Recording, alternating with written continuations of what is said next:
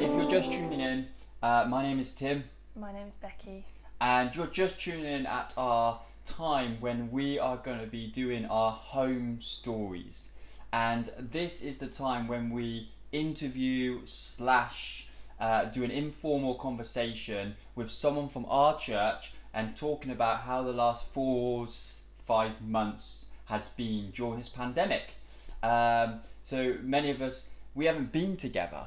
You know, we've been, we haven't seen each other at church or another time in a cafe or wherever.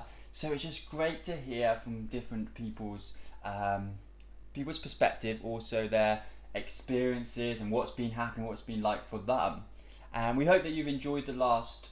I think we've done 4 people so far. Yeah. Isn't that right?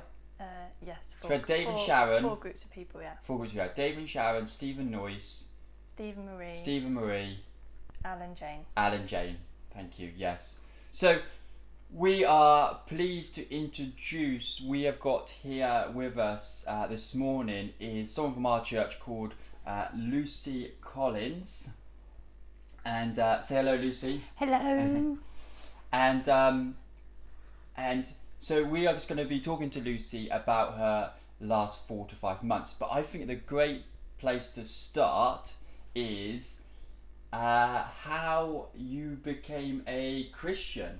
When did that happen, and how did that happen? What was that journey look like for yourself? I always went to Sunday school, only because the man around the corner had a Jeep and he used to come and pick us all up and just shove all the kids in the Jeep. So it meant that everybody's parents could stay in bed for a couple of extra hours. So we were always sent to Sunday school. And then I kind of got to about 15, 16 and I went, no, that's kind of had enough of that now. And then when I was in the refuge, I started going to the church. Yes. And a lady came to preach, and it really did speak to me, and I was like, wow, okay, I really desperately want that. Yes.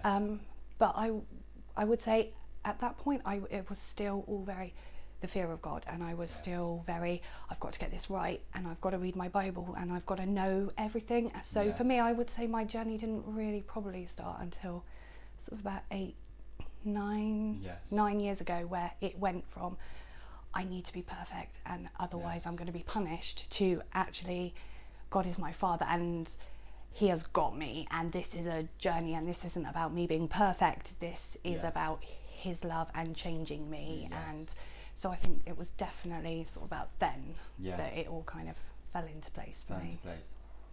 It's amazing, isn't it, really? Because if you think about it, is actually, you know, God had a plan and saw your life right from the beginning of time. You know, going to Sunday school, and you know, and you probably you have like faint memories of it, but you probably don't remember much of it or remember a lot that was taught there. But you remember it, and it's like God knew every single step. He knows those times, but also the times that have been hard in our lives, or your life as well.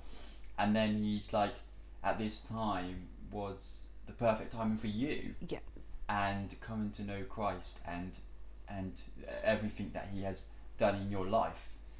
Anyway, getting back to it. So the last 4 to 5 months, what does an average day look like for yourself? Getting up in the morning with the boys. In the morning we tried homeschooling. That was interesting. And a little bit of arts and crafts with Jensen. Then the afternoons were either out in the garden, gardening, or baking cakes. We ate a shocking amount of cake, which is great if you have a body like Alfie, not so great for the rest of us in our house. And then once Jensen was in bed, it was just watching a movie with the older boys, or trying to play a game, or trying to spend some time with them. But Aidan was still going to school 3 times a week through most of it. So it was mainly just time with Aidan and Alfie, which was lovely. Yeah. So Aidan was still going to school a couple of times a week. Yeah. Alfie and Jensen, Jensen at home, was it? No, Jensen was at home whole time as well. So you know, potentially you were having time by yourself at home before lockdown, and then to have Alfie and Jensen back home with you, that must have been really hard work. How did homeschooling go? Hard work? Yeah, I realised I'm not a very good teacher. And my maths, I think Jensen's nailed that better than me. I think he's got it. I'm like, let's stop at 10, please. So yeah, definitely. I think I missed the space, having those 2 hours in the morning that were mine. My house seemed to feel just a little bit smaller than it usually does. Yes, I understand that. Yeah, definitely. So what would be the blessings, do you think, overall of lockdown? I think it was definitely having Alfie at home. Usually he's off to school by 7:20 in the morning. He's not home till 5 o'clock. The weekends he's got football. So if I'm lucky, occasionally this young man will walk past me in my house. So actually having him home and actually getting to spend some time with him until we decided that we didn't like each other anymore. But definitely at the beginning, it was so lovely to have him there and to spend time with him. Yes. Yeah, and I expect that, you know, in many ways you don't realise that you don't have much time with someone until you have time with them. You know what I mean? So when you started having more time with him, you realise, oh, actually, don't really get as much time with Alfie because he's a teenager and, you know, he loves all his school stuff and then he's footballing. You know, he's got other better stuff to do than hang around with his mum. Yeah, Definitely. Yeah.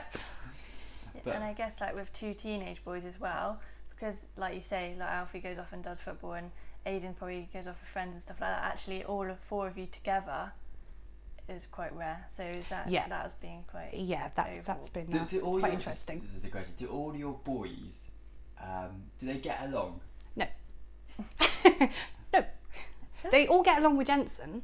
Do they? They just don't get along with each other. Toddlers are easy to get along with. They are, aren't they? Until they start touching your stuff. Yes. Yeah. So Jensen brings it together. Yeah, he does, definitely. Like the glue. Yes, yeah. So what has been hard for yourself during lockdown? What's been like the hardest points? The hardest bit actually really shocked me. When we first went into lockdown, because I had trained myself for such a long time to get out of the house every day and to have adult conversation, it felt a bit weird. But then it became so blissful. It was like, this world is made for me. I don't have to step outside my house. I don't have to put myself in situations. I don't have to talk to people. I can just be at home with my children on my own. Even when we go for a walk, people are staying so far away from you, you just got to smile. It was brilliant. Yes. But then we get sort of 6 weeks in and I found myself really longing for adult conversation and really longing for face-to-face conversation, which is usually something that I find really difficult and I tend to hide away from. And it was something that I desperately was yearning for, which was, I found that really strange for somebody like me who likes to stay back away from people. I found my need for people really quite difficult. Yes, and that shows in many ways of how much you have changed. Because like looking back now, you're saying like, I was actually kind of after 6 weeks looking forward to seeing people, where maybe years ago you would have think that was the worst thing ever. You know, I'd have been like, can we just stay like this forever? Yes.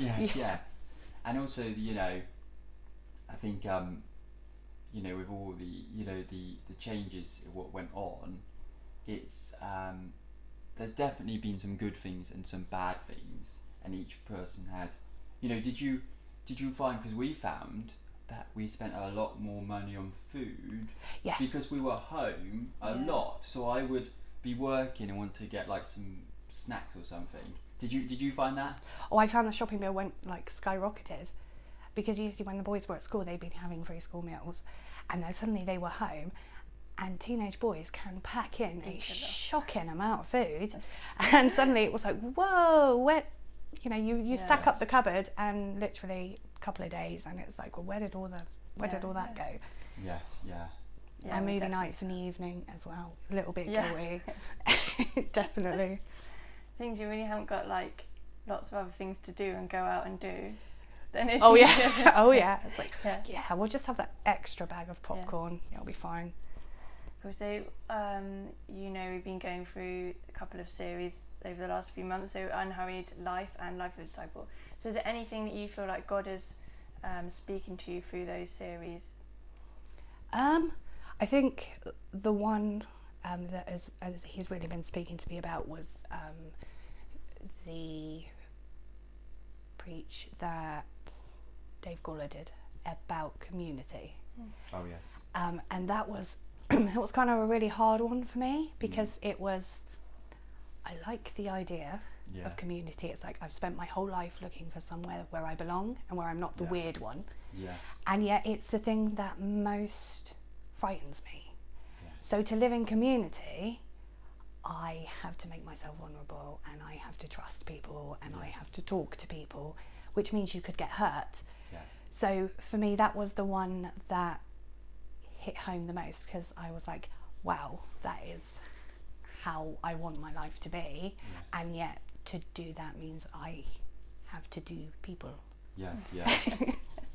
No, I completely get that because I think often our biggest dreams in life or our biggest hopes in life can also be linked to the biggest fears in life. Definitely. There's a thing that I believe your biggest strength can easily become your biggest weakness in many ways, and your strength becomes your weakness. But also the fact is actually like when we have dreams and ambitions, usually they're something we want, they're bigger than we feel we can do, so they become a fear.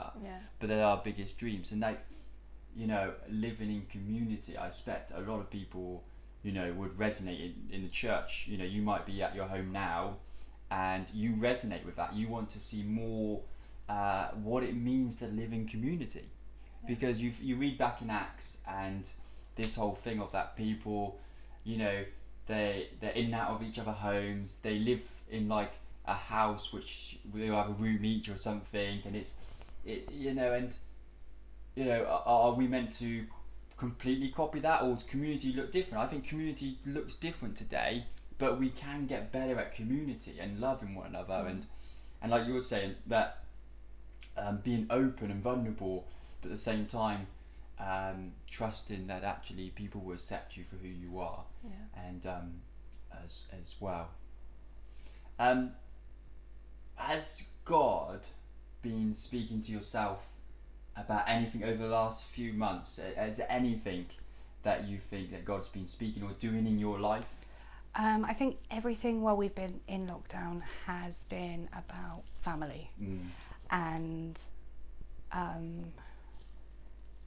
people. It has all been around that, and I actually spoke to my brother for the first time in like 8 years. Wow. And it was a 3-hour conversation. Wow. I expect that was hard. Well, the initial thing was hard, maybe. Yeah, the initial text message, but actually when I was talking to him, it was like when we were little again, and it was, you know, in the end, Aiden and Alfie are like, Mum, can you get off the phone? You've been on the phone for 3 hours and we want some tea. And so lots of things like that. It has very much been about, you know, me less stopping self-protecting. I'm very good at protecting myself and my family and keeping people out. I know I have a death stare that kind of keeps people off my doorstep, which is great and it works, but it also means that we miss out on relationships, and the walls are so high that I have to now trust God. He's got us. He has proved that time and time again. He has our family. We've had miracle after miracle, healing after healing, and now I have to trust him and know that we are safe, so that we can step out and be the people that we're supposed to be, rather than me shutting everybody in to keep us safe. Yes, yeah. And I was reading a book this week actually, and they were talking about how we build big walls, we build a castle in our home as such, and we don't let anyone else in. And this whole thing of actually, you know, lowering your walls to have like an open invite into your home, and this whole I think it's against what we feel is right. We feel we should close our walls, and it also links back to your community thing, doesn't it? And it's like, I have my own family, I have my children, and you know, brothers and sisters, parents, or whatever your situation at home is. Like, we have our own different family, but then we're meant to have like a wider church family as well, which we're meant to include, and then we have a community of people around us as well, like our neighbours and all those kind of things. and how you know, trying to get the healthy balance to open up our lives, because it isn't just about, like, our lives are not just about me, Vicky, and my kids. You know, because I believe my kids would be so much better off if they're planted in a church. I believe they'll be if they have friends, they're better off. We all know that, but sometimes we don't live it out. Yeah, definitely. And having that thing up, like, with our lives and our kids' lives, to say, actually, you know, you need to have friends and everything like that, but at the same time, you want to have a great family life as well. Yeah. And I think we can achieve that as Christians as well. And just a question as well, have you guys, you and your family, you've kept quite healthy? No, you have any signs of COVID? No, we're all good. Yeah. You're all good? Yeah. Good. Thank you for coming to join us, Lucy. Thank you for coming over today and being with us. And you might have something that you might be on your heart to do a community church, and what, like Lucy has all said, and I've said this before, and I'll probably say it again, but you know, drop Lucy a text or whatever, and just say, you know, I loved it when you talked about the community. That I'm the same. I want to live better in community, or, you know, or phone her or something like that. And because I think we're meant to be church together and church where we are. It's not about we can learn off each other, we can grow together. And I think actually the more we can talk with one another, especially what's going on now with the pandemic, we will be better with it. So thank you for tuning in, and thank you for all your comments as well, and we will see you soon. Yeah. See you Bye. soon, church. Bye.